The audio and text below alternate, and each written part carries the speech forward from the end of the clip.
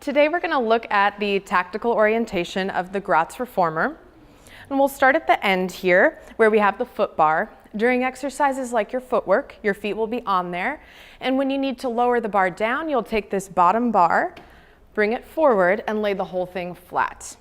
Right here we also have the bar that changes the gear of the reformer. So if you're very tall or for certain body types, you might move it out so you have a little bit more space.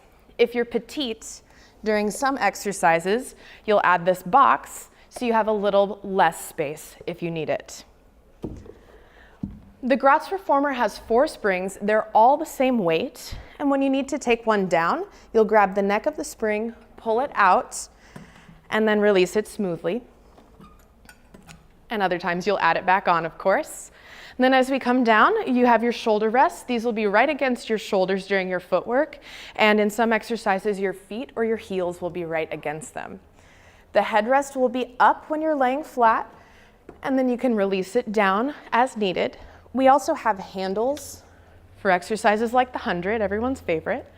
And then when you need to do your leg circles and frogs, we'll actually add strap extenders, which thread right through the handle and the leather strap itself.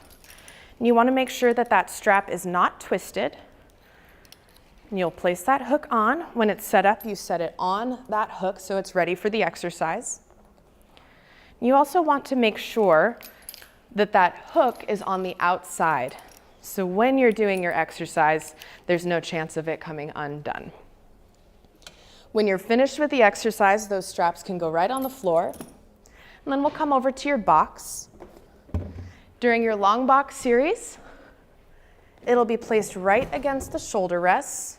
And you want to make sure it's right in the middle with the headrest up. And then for short box series, we lower the headrest down, turn the box sideways, we place it right over the shoulder rests, between the shoulder rests and the hooks, and then your bar goes in front. Then you're ready.